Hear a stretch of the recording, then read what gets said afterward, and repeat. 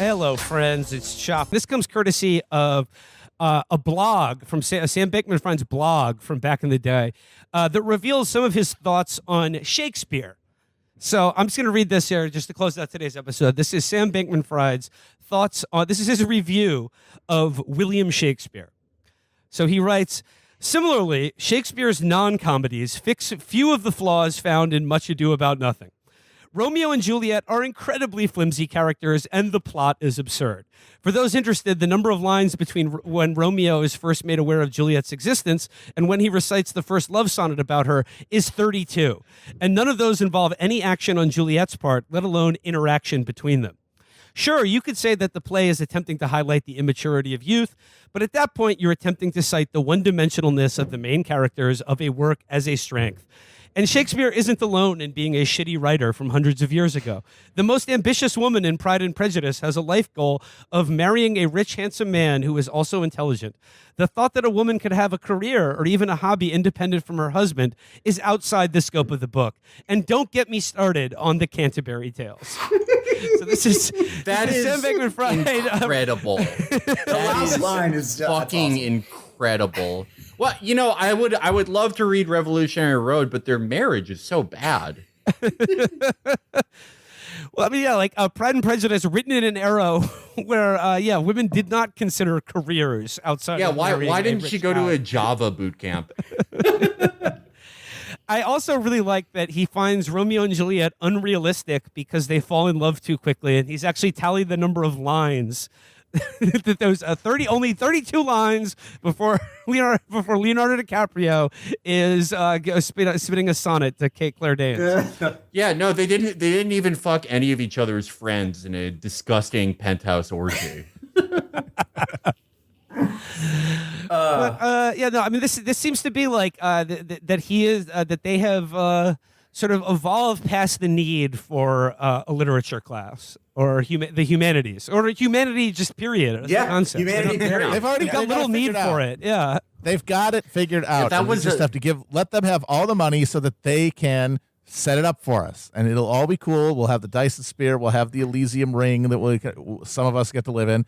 And if you don't, well, that's because you didn't fuck with the vision, and that's your own fault. Yeah, well, it's DYOR. You got to do your own research. It's really not their fault. Yeah. Well, I have an announcement to make, Will. I'd like to make it, and Matt and Felix, I'd like to make it on your pod. I have good news for the crypto bros. They will not have to read Easy Money.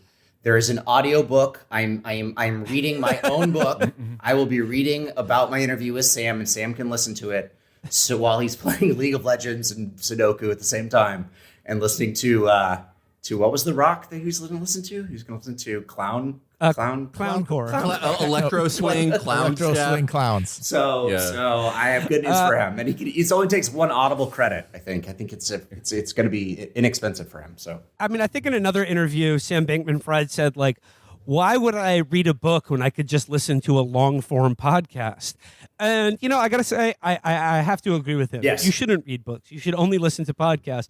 But I got to credit a friend of the show, Brandy Jensen, who said, when these guys are talking about reading books, they're not talking about fiction. They're talking about a book called like Mind Embiggening, Brain Force Matrix or something. So I don't really think it's actually like that bad of a thing that they're not reading books or just listening to podcasts. Right. The only books these guys read are the Tim Ferriss books that are like, you know, the 3-Hour Parent, and like a guy who was on Joe Rogan, who's a Navy SEAL, who's like, I invented a new way to drink water.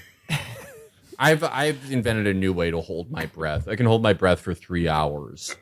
But I mean, like, Ben, you talked about a number of red flags that should have been screaming at anyone with even a casual glance over at this corner of the world. Yeah. Like, for instance, the fact that they're headquartered in the Bahamas being one of them. Yep. But the fact that he is pedantically critiquing the plot holes in Romeo and Juliet as evidence for why William Shakespeare is a shitty writer. He's like, hey, you know, Juliet, that apothecary, the poison that she got, it's highly unlikely that there's any kind of poison that would make you look dead and then bring you back to life just in time. Just total. That was a bungle on William Shakespeare's part, inventing a poison that doesn't exist. Well, that it really says it all, though. I mean, like, crypto is sort of like for what these guys claim it can be, it's vaporware. It's bullshit. That thing of the blockchain being able to record all human transaction and being able to do it instantly, that will not be the case, at least not for many, many years.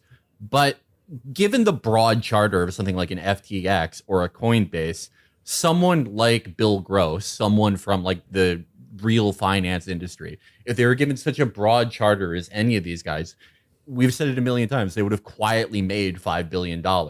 If they are allowed to be the exchange, the brokerage, the mint, the securities broker, the everything. Yeah, I don't think that even for how bullshit these things are, there are enough use cases in like drug money and money laundering, and it's allowed to be real enough that someone like that could make real actual money doing this. That's right. The way that it falls apart is that the people running this are people who think that they have disproven the need for books or think that they have outsmarted Shakespeare. There are people who like look at the reality of what this thing is, where it's like, okay, they're allowing this thing to be real enough because there's enough speculation money to be made and I can quietly make all this money. They look at that and they go, not enough. I'm smarter than anyone who has ever lived before me. I'm going to make $50 trillion because I'm going to put like when a child is born after this year, their life begins on the blockchain. I am going to record all human existence. I'm going to colonize the rings of Saturn. I'm going to invent a new type of Adderall that I'm doing right now.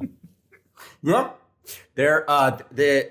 A lot of people have said that like the guys in crypto are the guys that failed out of TradFi. Like they were just like, yeah, you know, they're like Sam didn't fail out, but he was at Jane Street, but he was straight out of college. Like he was not some king of the world, right? He saw an arbitrage opportunity. It was called the Kimchi Premium. This is like 2017, I want to say. So the crypto market's even more dysfunctional than it is now. And like, yeah, he saw an arbitrage opportunity, and so he took it and he made some money. And then he saw another one, and you know, he's just gambling and gambling and gambling, and Silicon Valley gives him $1.5 billion, and like he's king of the world for like 5 seconds, and then yeah, he didn't read the book. He didn't read the book on I don't know, gap accounting or whatever. I don't know. He didn't read the book on just not stealing. Ben, not stealing book. If only there was a I don't know, artistic tradition in the Western canon of authors who tried to communicate essentially man's doomed hubris and their tragic destiny to be fated, only to. If only. Yeah, I mean, I always think the Soros kind of made a comeback. You know what I mean? He was a big. Well, yeah. Now Kanye's talking about him again. Yeah. Well, by that I mean he was a big figure in like '90s like Beau Grit style conservatism, and since Trump, he's made a huge comeback. I've always enjoyed that Soros has been this like lasting cultural figure because he's such an interesting guy to me. He's not exactly evil for the reasons those guys say he is, but he is like a pretty bad guy. He's a pretty bad guy in the way that he made his money. He made his money through, you know, the downward pressure of like foreign currency exchange. Right. I think the obsession with him is so funny though, by specifically like right wingers who lost their shirts on FTX, because it's almost like grasping out, like they're grasping out in anger towards like coherent financial management, towards like any type of like coherent financial strategy. It's really hard not to see that as like the same thing as like JP Morgan being an anti-Semite. Like it's the same. It's not. Well, the problem is not capitalism. The problem is a very discrete sector of capitalism controlled by very specific people. It's like the guy that I talked to in the Miami Bitcoin conference who like makes these paintings that I guess have become important in the Bitcoin quote unquote community. And it was like a bunch of dudes around a table who were awfully Jewish, who represented the bankers of the world, and like a big Bitcoin symbol behind them, as Bitcoin was going to be the response to like, you know, whoever, Soros